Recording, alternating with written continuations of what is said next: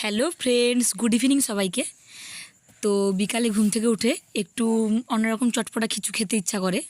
ঘুম থেকে উঠলে বিশেষ করে বিকালটায় এরকম কিছু খেতে ইচ্ছা করে, তো যেমন ইচ্ছে তেমন কাজ।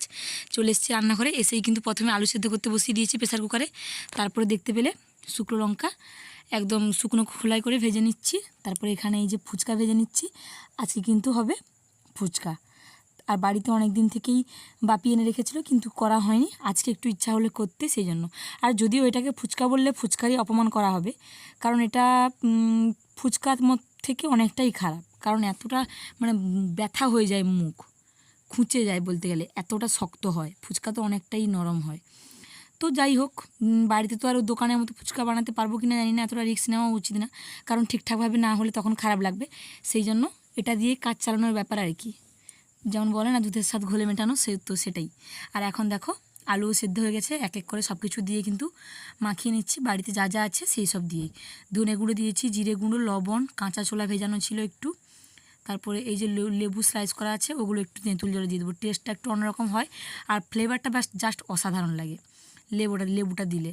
আর ধনে পাতাটা নেই, সেই জন্য দিতে পারিনি। আগে থেকে হয়তো বাপিকে বললে এনে দিত, কিন্তু হঠাৎ করে যেহেতু করা হলো সেই জন্য আর বড়া হয়নি, আনাও হয়নি। এখন সব কিছু দিয়ে পেঁয়াজ কুচি দিয়ে ভালো করে মাখিয়ে নিচ্ছি। লঙ্কাটা দিইনি, মামামের জন্য একটু তুলে রাখবো। তারপরে কিন্তু ওই যে শুকনো লঙ্কা থেতো করে রেখেছি ওগুলো কিন্তু এখন দিব।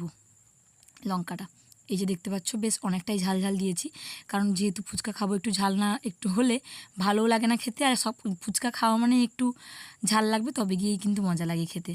এই যে এখন লঙ্কাটা দিয়ে মাখিয়ে নিয়েছি, আর শেষে কিন্তু বাড়ির কাঁচা লঙ্কা একদম ছোটো ছোটো করে কুচিয়ে নিয়েছি। কিন্তু শুকনো লঙ্কায় যে ঝালটা ছিল ওটাই ঠিক ছিল, কিন্তু কাঁচা লঙ্কাটা না দিলে ভালো লাগবে না, তাই দিলাম। একদম সব কিছু রেডি করে নিয়ে চলে এসেছি সামনে, এখন কিন্তু খাবো। আর মামাম যেহেতু তেঁতুল জলটা খাবে না ঝাল বলে, ওর জন্য টমেটো সস দিয়ে দিয়েছি, ওর লঙ্কা ছাড়া আলু। আর এই যে দেখতে পাচ্ছ ফুচকা। আর এখানে সব কিছু একদম রেডি করে টেবিল নিয়ে চলে এসেছি, বাইরে খাবো। আর মামাম এই যে ঘুম থেকে উঠেছে, সেই জন্য ওর মুডটা একটু অফ, দেখতেই পাচ্ছ কিছু একটা নিয়ে জেদ করছে। আর এখন এই যে বসে বসে খাচ্ছে।